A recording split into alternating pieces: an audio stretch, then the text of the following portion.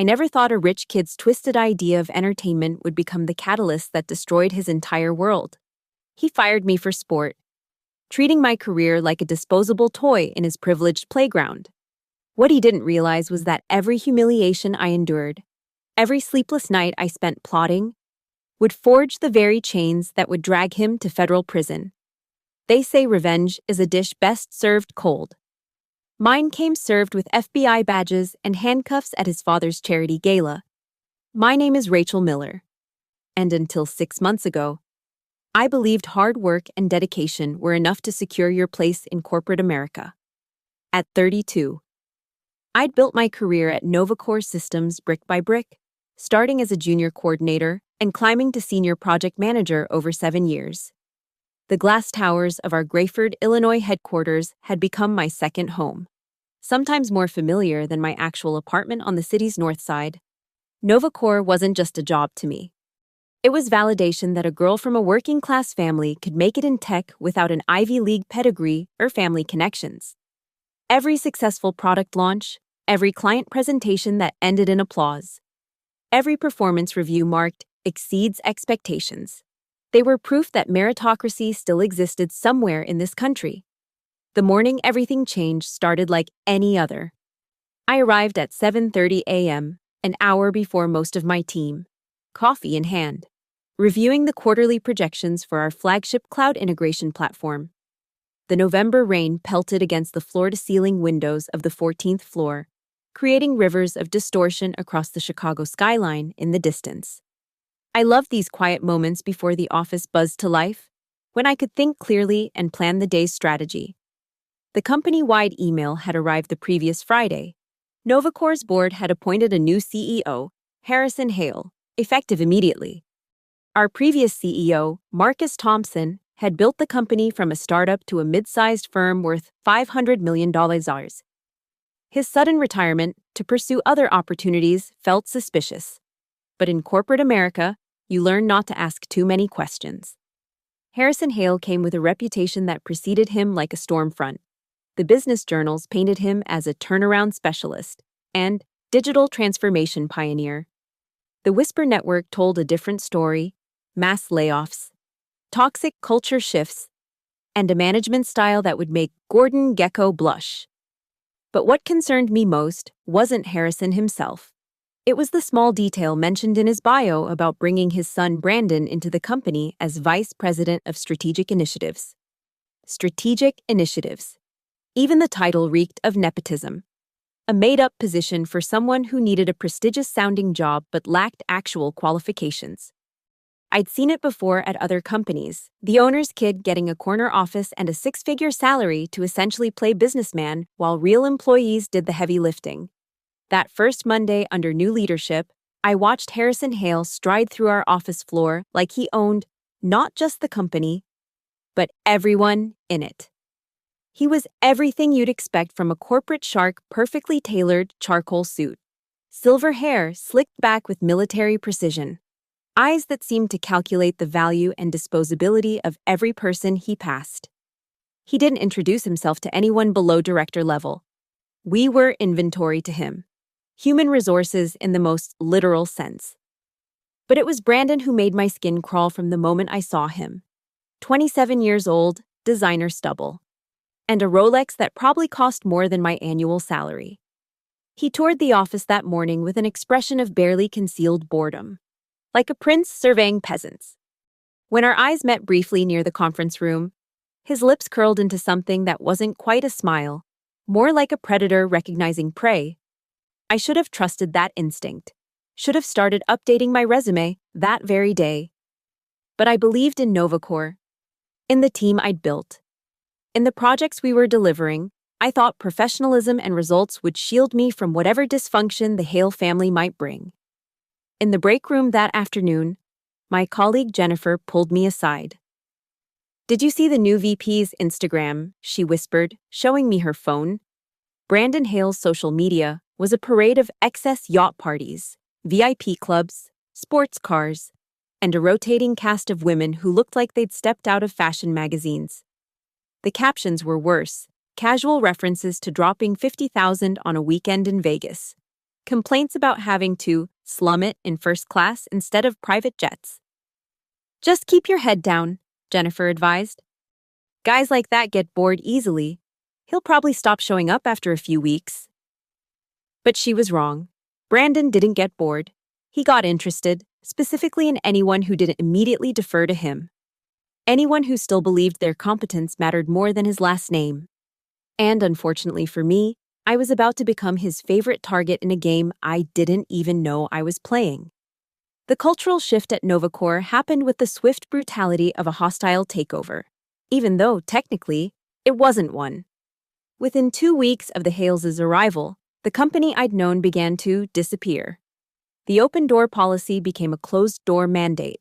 The collaborative Monday morning stand-ups transformed into interrogations where Harrison Hale would randomly select employees to justify their existence on the payroll. But it was Brandon who truly poisoned the well. Despite his lofty title of VP of Strategic Initiatives, nobody could quite figure out what he actually did. He'd appear at random meetings, uninvited and unprepared, throwing out buzzwords like synergy and blockchain integration without understanding what they meant. He'd contradict carefully researched recommendations with whatever article he'd skimmed on TechCrunch that morning. The first real clash came during a critical client presentation prep. My team had spent 3 weeks perfecting a proposal for Meridian Financial, a contract worth $8 million annually. We were in the conference room, doing our final run-through, when Brandon strolled in 20 minutes late, reeking of what I suspected was last night's bourbon. "This is boring," he announced, interrupting our lead developer mid-sentence. "Nobody cares about technical specifications. Where's the sizzle? Where's the sex appeal?" I kept my voice steady, professional. "Mr. Hale, Meridian specifically requested detailed technical documentation. They're a financial institution. They need to know our security protocols meet federal compliance standards." He leaned back in his chair, feet up on the conference table, a $30,000 Italian marble conference table. "See, that's your problem. Rachel, you think like an employee. You need to think like an owner." "I think like someone who wants to win this contract," I replied, perhaps too sharply. The room went silent. Brandon's eyes narrowed, and for the first time, I saw past the lazy entitlement to something darker underneath. "Careful, Rachel." That almost sounded like insubordination. From that moment, I became his favorite target. He'd schedule mandatory meetings for my team at 4:55 p.m. on Fridays, then cancel them at 5:30 after everyone had stayed late. He'd request complete project overhauls based on whatever podcast he'd half listened to during his morning workout. He'd publicly question my decisions in front of clients, undermining months of relationship building with a single careless comment. The pattern was always the same. He'd create chaos, I'd clean it up, and somehow he'd take credit for pushing the team to excellence. Other employees started avoiding me, afraid that Brandon's animosity might be contagious. Jennifer stopped having lunch with me. My own team members began ceasing Brandon on emails, trying to stay in his good graces. I documented everything. Of course, every inappropriate comment, every missed meeting. Every time he took credit for work he'd actually sabotaged. I followed proper channels, filed a formal complaint with HR. The response came back within hours. "Mr. Hale's unconventional management style is part of Novacor's new innovative approach. We encourage you to embrace the opportunity for growth." Translation: he's the CEO's son. Deal with it. The breaking point came during the Meridian Financial presentation. Despite Brandon's interference, we'd managed to create something brilliant. The morning of the presentation. I arrived early to find Brandon in the conference room with 2 of his friends, both clearly hungover from whatever club they'd closed down the night before. "Rachel," he called out with false enthusiasm. "Perfect timing. I've decided to lead today's presentation. You know, show Meridian that we take them seriously enough to send a VP. Brandon, I've been managing this relationship for 2 years. They're expecting Novacor," he interrupted. "And I am Novacor, literally. It's my name on the building." It wasn't, but I knew better than to correct him. I watched in horror as he butchered everything. He called their CEO by the wrong name. He confused our cloud storage solution with our competitors. When they asked about data encryption, he actually said, "That's really more of a technical detail. Rachel can send you that stuff later." We lost the contract. $8 million. Gone. My team's 3 weeks of 100-hour weeks, wasted. 2 years of relationship building, destroyed in 45 minutes. That afternoon, Brandon called me into his office. His feet were up on his desk, and he was throwing darts at a board with employee photos on it. I wish I was making that up. "Tough break with Meridian," he said, not looking at me. "But you know what, I think it was a learning experience. For you, I mean. You've got to stop being so rigid, Rachel. So defensive." I stood there, fists clenched so tight my nails bit into my palms, watching this privileged man-child play with people's livelihoods like they were action figures. He was everything wrong with corporate America wrapped in a $5,000 suit. "Is there anything else, Mr. Hale?" I managed through gritted teeth. He finally looked at me and smiled. It was the smile of someone who'd never faced a consequence in his life. "Not yet. But stick around, Rachel. The fun's just getting started." I should have quit right then. Should have walked out and never looked back. But I had rent to pay, medical bills from my mother's cancer treatment, student loans that wouldn't disappear just because my boss was a sociopath. So I stayed, not knowing that Brandon's idea of fun would cost me everything before I finally found a way to make him pay. The Tuesday that ended my career at Novacor started with Brandon sending a company-wide email at 6 a.m. The subject line, "Mandatory Process Improvement Review, 2 p.m. The email specified that all project managers needed to present their workflow documentation for the past quarter. We had exactly 8 hours to prepare what would normally take a week to compile. I knew it was a trap. Brandon had been escalating for weeks since the Meridian disaster, looking for an excuse to make a move, but I wouldn't give him the satisfaction of seeing me fail. I rallied my team, pulled every report, every metric, every success story we had. By 1:45 p.m., I had a comprehensive presentation that showcased not just compliance, but excellence. The conference room was packed. Brandon had invited the entire senior leadership team, several board members who happened to be in town, and mysteriously, someone from HR with a folder that looked suspiciously like termination paperwork. He sat at the head of the table, spinning in his chair like a bored child. "Rachel," he began before I could even pull up my presentation. "I've been reviewing your department's performance, and I have some concerns." He produced a document I'd never seen before. "This report shows that your team missed critical benchmarks in Q3. I stared at the papers. The data was completely fabricated. Project dates were wrong. Budgets were inflated by 300%, and successful deliverables were marked as failures. "Brandon, these numbers aren't accurate. I can show you the actual. Are you calling me a liar?" His voice was loud enough to make several people flinch. "I'm saying there's been a mistake.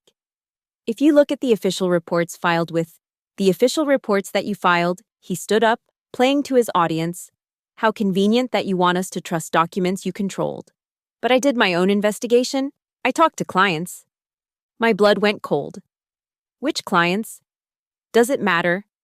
The feedback was unanimous: missed deadlines, budget overruns, lack of communication. He was pacing now, building momentum for whatever performance he'd rehearsed. "And then there's the Morrison Industries situation. Morrison Industries. We delivered their project 2 weeks early and under budget. It was one of my proudest achievements." "What about Morrison?" Brandon pulled out his phone, pretending to read an email. "Got a message from their CEO this morning. Says you promised features that weren't in the contract. Says you've been making side deals without authorization." "That's impossible." "I've never." "Jennifer confirmed it," he interrupted, and my heart shattered. Jennifer, who I'd mentored for 3 years, stood in the corner, unable to meet my eyes. "She said you've been running your own side business using company resources." The accusation was so absurd I actually laughed. It was the wrong reaction. Brandon's face turned red. and I realized with crystal clarity that this wasn't about performance or process. This was about humiliation. He wanted to break me in front of everyone. "You think this is funny," he shouted. "You think defrauding this company is funny. Brandon, none of this is true, and you know it. If you actually I don't need to look at anything." He slammed his hand on the table. "You know what your problem is, Rachel. You think you're untouchable. You think being good at your job means you can disrespect me, undermine me, make me look stupid." There it was. The real reason. Not performance, not process, not fictional client complaints. I'd wounded his ego by being competent when he wasn't. But guess what? He was smiling now, that same predatory smile from our first meeting. "You're not untouchable. You're not even necessary. You're fired. Effective immediately." The room was silent except for the humming of the air conditioning. 20 professionals watched as security entered the room. Brandon had actually called security for a 5'6" project manager who'd never even raised her voice. "You have 15 minutes to clear your desk," Brandon announced. "And Rachel, that confidentiality agreement you signed, it includes a non-disparagement clause. You say one word about this to anyone, and we'll bury you in legal fees." As security escorted me to my desk, I heard him address the room. "Let this be a lesson. NovaCore has standards. We have expectations. And anyone who can't meet them will face consequences." My hands shook as I packed 7 years into a cardboard box. Photos from company parties, awards for excellence. A coffee mug that said, "World's Best Boss," that my team had given me last Christmas. Co-workers avoided eye contact as I passed. Some looked sympathetic, others relieved it wasn't them. But nobody said a word. Fear had replaced every other emotion in the office. At the elevator, Brandon was waiting. He wanted one last moment, one final twist of the knife. "You know what the best part is?" he whispered, close enough that I could smell his cologne. "I didn't even need a reason. I could have fired you on day one. But watching you try so hard, watching you actually believe your little presentations and reports mattered, that was fun. You were fun, Rachel." The elevator doors opened, and I stepped inside with my pathetic box of belongings. As the doors closed, Brandon gave a little wave, like we were friends saying goodbye after coffee. I made it to my car before I broke down. 7 years of excellence, destroyed in 15 minutes. My reputation, my career, my financial security, all sacrificed for a rich boy's entertainment. He'd played with my life like it was a video game. And when he got bored, he simply hit reset. But sitting in that parking garage, mascara running down my face, something shifted. The tears stopped, replaced by something harder. Colder. Brandon thought this was over. He thought I'd disappear, too scared of legal threats and too broken to fight back. He was wrong. He'd turned my life into a game. Fine. But he'd forgotten one crucial thing about games. Sometimes, the player you underestimate comes back to win. The first week after being fired, I couldn't get out of bed. The humiliation played on repeat in my mind. Brandon's smirk, the security escort, the silence of my colleagues. My savings would cover 3 months of expenses if I was careful. My health insurance would end in 30 days. The emails from recruiters that usually filled my inbox had mysteriously stopped. Brandon had clearly spread the word that I was radioactive. My mother called from Florida, where she'd moved after finishing her cancer treatment. "Honey, you sound tired. Is everything okay?" I couldn't tell her, couldn't admit that the job I'd been so proud of, the career that justified all those years of sacrifice, had been ripped away on a rich kid's whim. "Just busy. Mom, you know how it is." By week 2, the shock transformed into something else. Rage, pure, crystalline rage that made me pace my apartment at 3 a.m., imagining all the things I wanted to say to Brandon Hale. I fantasized about exposing him, about showing the world what he really was. But every revenge scenario ended the same way, with his father's lawyers destroying me. My friend Marcus, a freelance developer who'd left NovaCore years ago, invited me for coffee. "Heard what happened," he said carefully. That whole situation is fucked up. You don't know the half of it. Actually, I might. He glanced around the coffee shop, then leaned closer. You're not the first. Brandon's been doing this for years. At every company his daddy buys, it's like a sport to him. That night, I made a decision.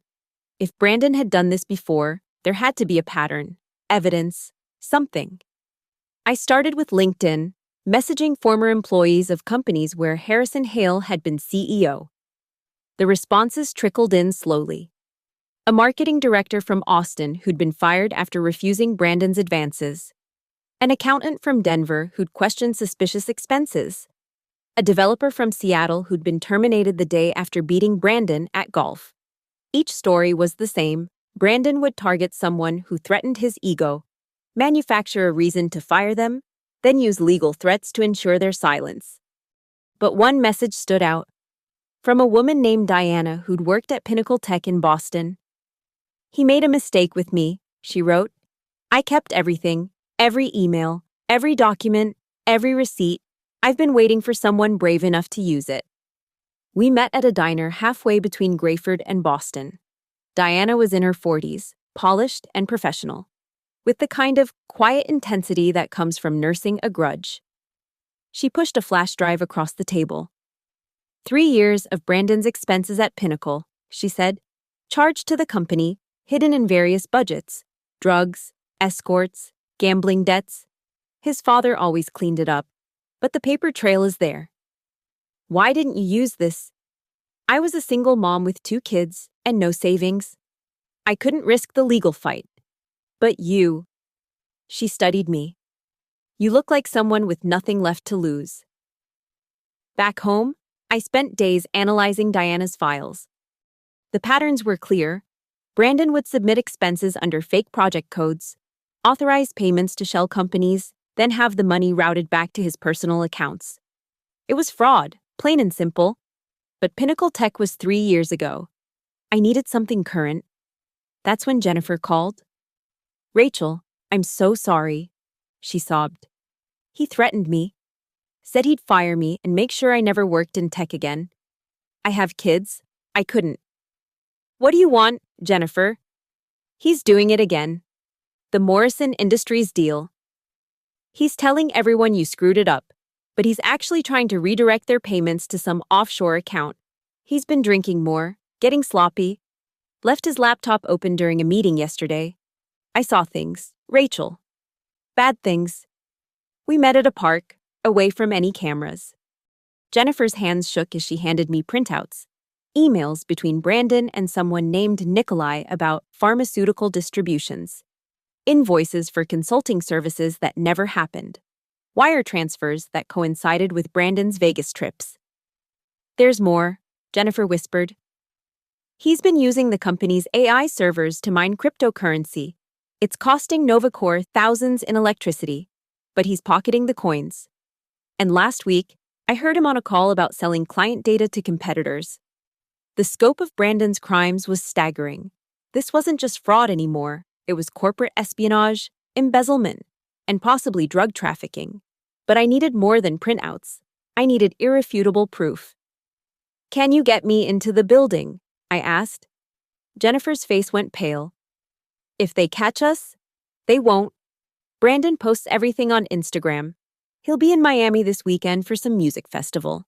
His father has that conference in Tokyo. The office will be empty except for security. She nodded slowly. My badge still works. But Rachel, if we do this, there's no going back. There's already no going back, I replied, thinking of my empty bank account, my mounting bills, my shattered reputation. He destroyed my life for fun. Now it's my turn to play. That night, I couldn't sleep again. But this time it wasn't from despair. It was anticipation. Brandon thought he'd broken me, turned me into another silent victim. He had no idea that he'd actually created something far more dangerous, someone with nothing to lose and everything to prove. The game he'd started was about to have a very different ending than he'd planned. Saturday night, 10 p.m. The Novacore building stood like a glass monument to corporate excess. its upper floors dark except for emergency lighting. Jennifer's hands trembled as she swiped her badge at the employee entrance. "Security does rounds every 2 hours," she whispered. "We have until midnight." Brandon's office was on the 15th floor, a corner suite with views of the city that he'd bragged cost the company $50,000 to renovate. The door required his personal key code, but Jennifer had watched him enter it dozens of times, his birthday. Because of course a narcissist would use his birthday. Inside, the office reeked of expensive cologne and ego. A full bar occupied one wall. Bottles of bourbon that cost more than most people's rent. The desk was a massive slab of mahogany, its surface cluttered with the detritus of a man who'd never had to organize anything in his life. I went straight for his computer. Brandon was arrogant enough to leave it in sleep mode, and his password was pathetically predictable: Brandon CEO 2024. "Jesus Christ," Jennifer muttered, watching the door. Even his passwords have delusions of grandeur. The files were worse than I'd imagined. Folders labeled personal expenses sat brazenly on his desktop, not even hidden. Inside were spreadsheets detailing how he'd funneled money through 14 different shell companies. One was supposedly a consulting firm that had billed Novacore $2.3 million for strategic advisory services. The company's address was a P.O. box in the Cayman Islands, but it was the folder marked insurance that made my blood run cold. Screenshots of text messages, photos from company parties, recordings of private conversations. Brandon had been collecting blackmail material on everyone. There was Harrison's CFO admitting to insider trading, board members discussing bribes, and dozens of employees in compromising situations that Brandon had apparently orchestrated. "He's not just a criminal," I said, copying everything onto multiple drives. "He's been building a protection network." Jennifer found the physical evidence in a hidden safe behind a painting. Such a cliché it was almost insulting. Inside were bags of pills, clearly not prescription, along with bundles of cash and a leather journal. The journal was Brandon's trophy collection, detailed accounts of every person he'd destroyed, complete with dates and methods. My name was the latest entry, Rachel Miller, uptight bitch who thought she was better than me. Fabricated performance reviews got Jennifer to turn on her, particularly enjoyed the security escort. Rating 8/10 would have been perfect if she'd cried in front of everyone. Each entry was a confession, written in his own hand. His arrogance had created the very evidence that would destroy him. "We need to go," Jennifer urged. But I was scanning his emails, finding the thread I knew had to exist. There it was, correspondence with someone named Volkov about expanding pharmaceutical distribution through corporate channels. Brandon was using Novacore's shipping network to move drugs. I photographed everything, downloaded what I could, and made copies of the journal pages. As we prepared to leave, I noticed something else, a contract on his desk for the acquisition of Morrison Industries, the same company whose contract I'd supposedly botched. Brandon hadn't just sabotaged the deal, he'd manipulated the stock price so his father could buy the company for half its value. "Securities fraud," I whispered. "Add it to the list." We were in the elevator when Jennifer's phone buzzed. Security footage showed Brandon's Mercedes pulling into the garage. "He's supposed to be in Miami." Jennifer panicked. "Take the stairs to the 3rd floor, go out through the sky bridge to the parking garage," I said. Surprisingly calm. "I'll create a distraction." "Rachel, no. Go. Now." I rode the elevator down to the lobby, walking out just as Brandon stumbled through the main entrance. He was clearly drunk, or high, or both, with a young woman on his arm who looked barely legal. "Rachel." He blinked, trying to focus. "What the fuck are you doing here?" "Returning this," I said, pulling out my old company laptop from my bag, the one I'd deliberately kept for this possibility. HR said I had to return all company property or they'd withhold my last paycheck. He laughed, a harsh, ugly sound. "You came here at midnight to return a laptop, God. You're pathetic." "Just following the rules, Brandon. Some of us have to." He stepped closer, his breath reeking of vodka. "You know what your problem is. You never learned to play the game." You thought being good at your job mattered. But this, he gestured at the building around us. This isn't about merit. It's about power. And you never had any. You're right, I said, backing toward the door. I never had power. But I had something else. What's that, patience? I left him standing there, confused and swaying, while security logged my visit as a simple laptop return. Jennifer was already in her car when I reached the garage, drives hidden in her purse, hands still shaking but eyes bright with adrenaline. Did you get everything? She asked. Everything and more. He documented his own crimes like he was proud of them. What now?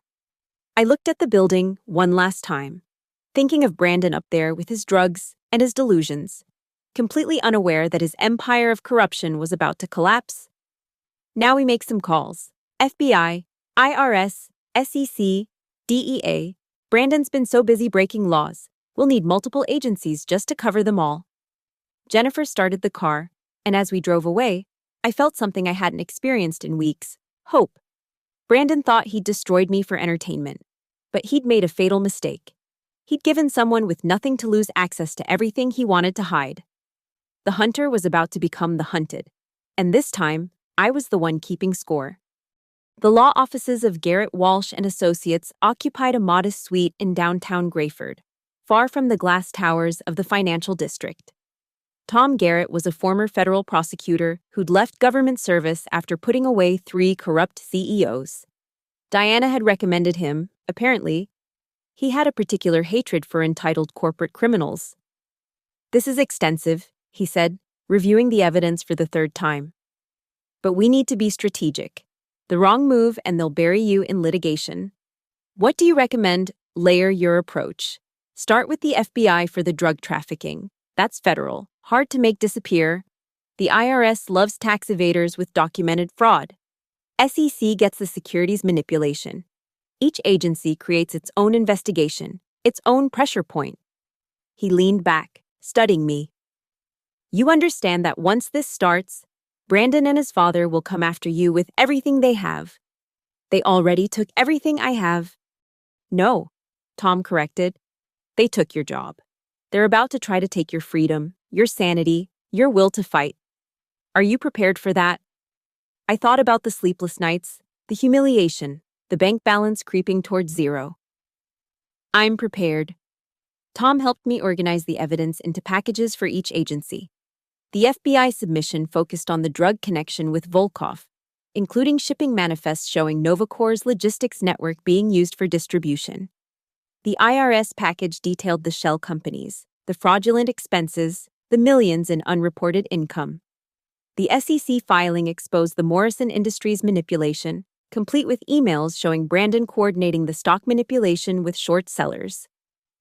We file simultaneously, Tom explained. Hit them from every direction at once. No time to cover tracks or destroy evidence.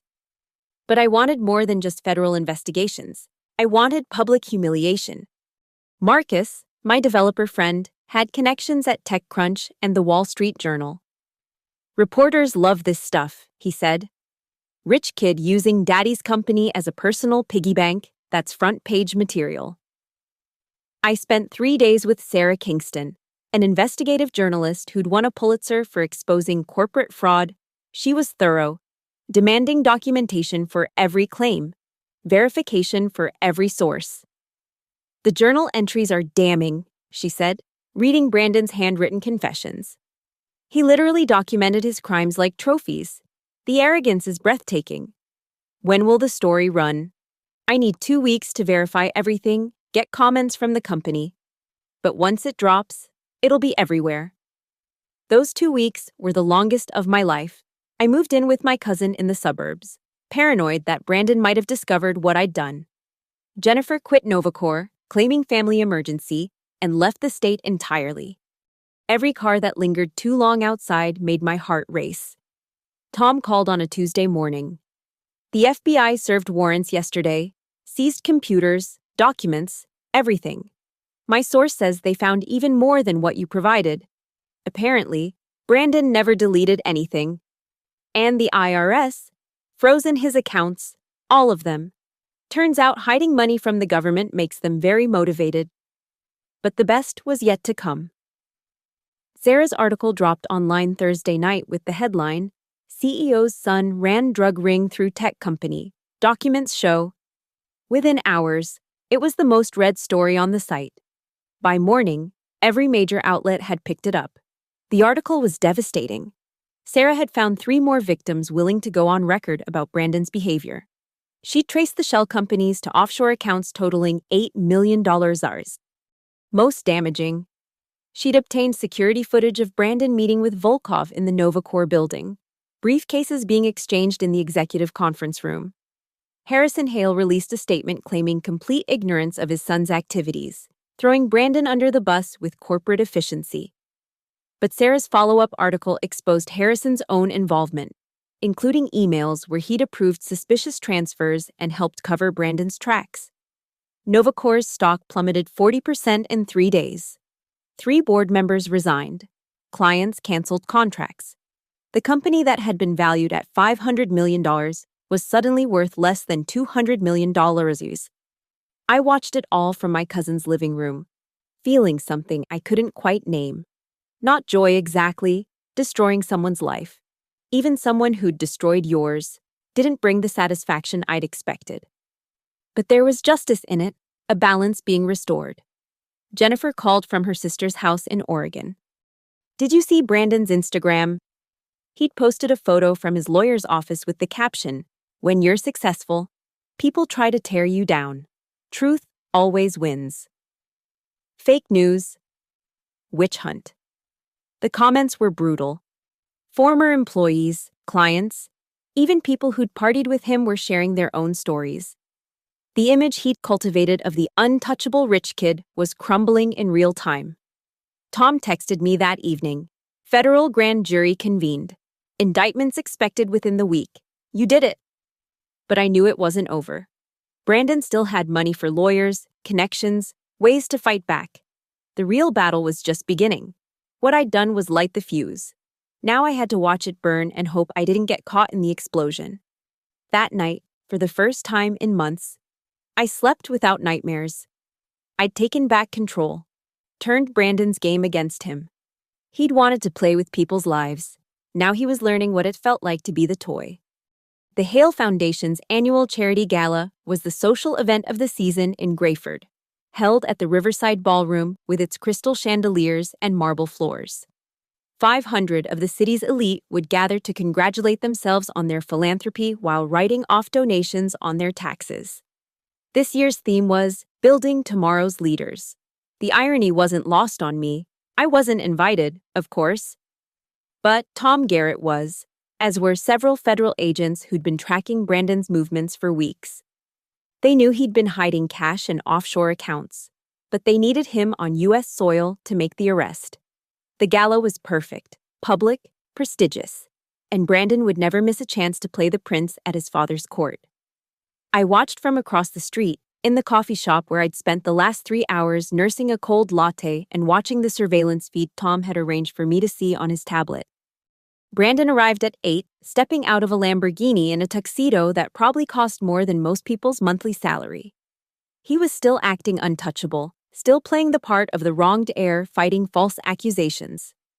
Inside, according to Tom's texts, Brandon was holding court at the bar, loudly proclaiming his innocence to anyone who'd listen. "It's a setup," he was saying. "Disgruntled former employee trying to make a buck. You know how these people are." These people, even facing federal indictment, he couldn't help but show his true nature. At 9:15, Harrison Hale took the stage for his keynote speech about corporate responsibility and ethical leadership. The audacity of it made my stomach turn. He was midway through a sentence about integrity being the cornerstone of success when the ballroom doors opened. FBI agents entered in tactical formation, not with guns drawn, nothing that dramatic, but with the quiet efficiency of professionals who'd done this before. The room fell silent except for the sound of champagne glasses being set down and phones being pulled out to record. Special Agent David Chen walked directly to Brandon, who'd gone pale beneath his spray tan. "Brandon Hale, you're under arrest for wire fraud, money laundering, conspiracy to distribute controlled substances, and violation of the Foreign Corrupt Practices Act. "This is harassment," Brandon shouted, backing away. "My father will. Your father is also under investigation." Agent Chen interrupted. "I'd advise you to come quietly." But Brandon had never done anything quietly in his life.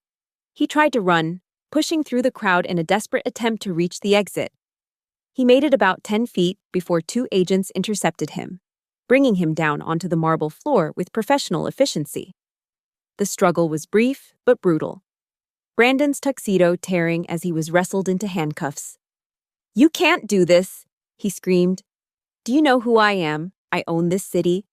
I own all of you." The agents pulled him to his feet, his hair disheveled, bow tie askew, the perfect image of privilege finally facing consequences. As they marched him through the ballroom, past the horrified faces of Grayford's elite, past the ice sculpture of the company logo, past his father who stood frozen at the podium, Brandon's eyes somehow found the security camera that was streaming to Tom's tablet. For a moment, it felt like he was looking directly at me. The rage in his eyes was pure, undiluted hatred, but underneath it, I saw something else. Fear. Real, bone-deep fear. The kind I'd felt when he'd had me escorted from the building. Harrison tried to maintain composure, actually attempting to continue his speech, but Agent Chen wasn't done. "Mr. Hale, we're going to need you to come with us as well. You're not under arrest at this time, but we have questions about your involvement in your son's activities." The crowd erupted. Phones flashed. Reporters who'd been covering the gala as a puff piece suddenly had the story of the year. Within minutes, the footage was trending on social media. CEO's son arrested at charity gala became the top story on every news site. Tom arrived at the coffee shop just as they were loading Brandon into the FBI vehicle. "He's looking at 25 to life," he said. "The drug charges alone carry a mandatory minimum of 10 years. Add the fraud, the money laundering, the tax evasion, he won't see freedom until he's past 50. And Harrison. They'll flip Brandon, offer him a deal to testify against his father. These types always turn on each other when faced with real prison time."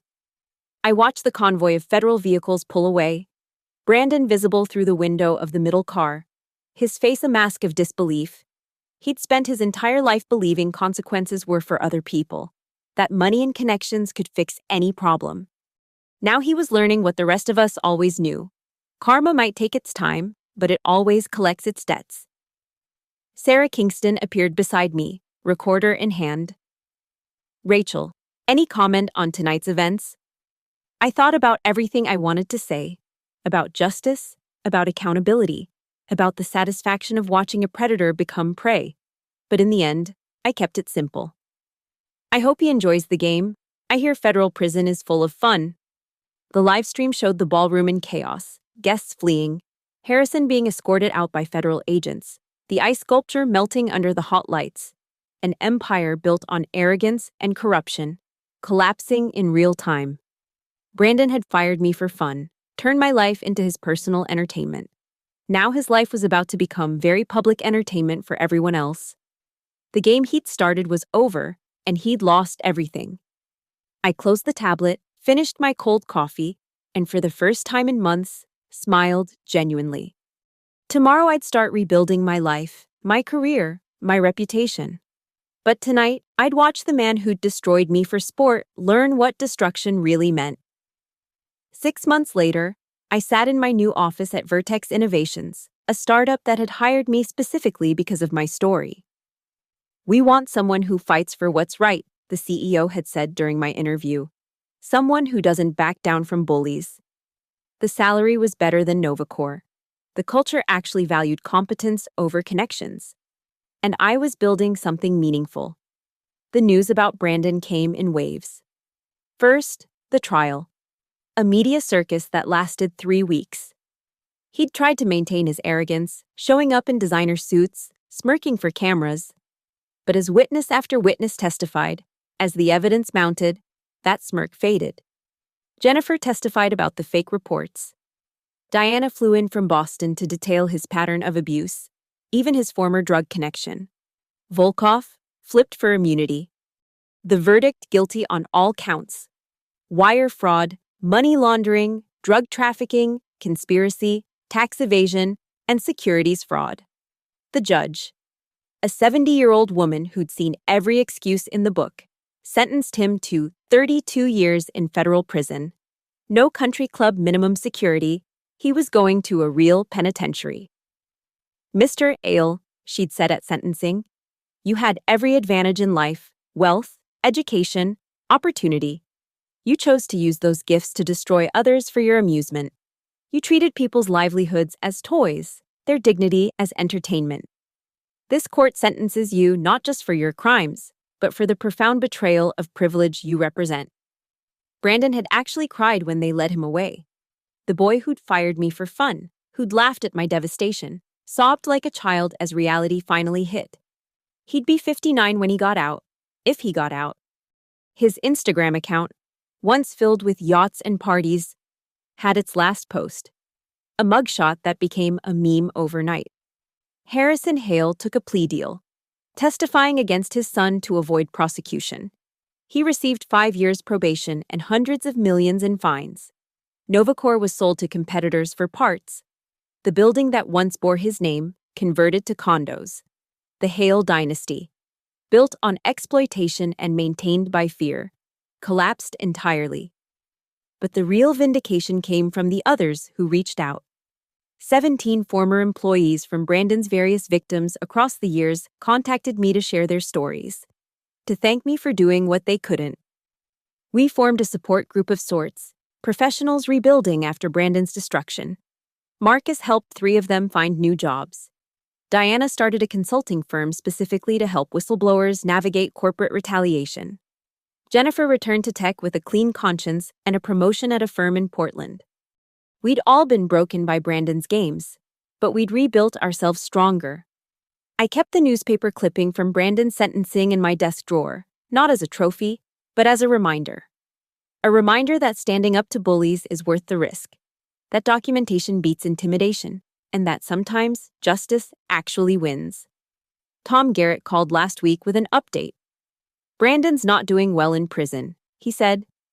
"Turns out federal inmates don't much like rich boys who dealt drugs to kids. He's in protective custody for his own safety."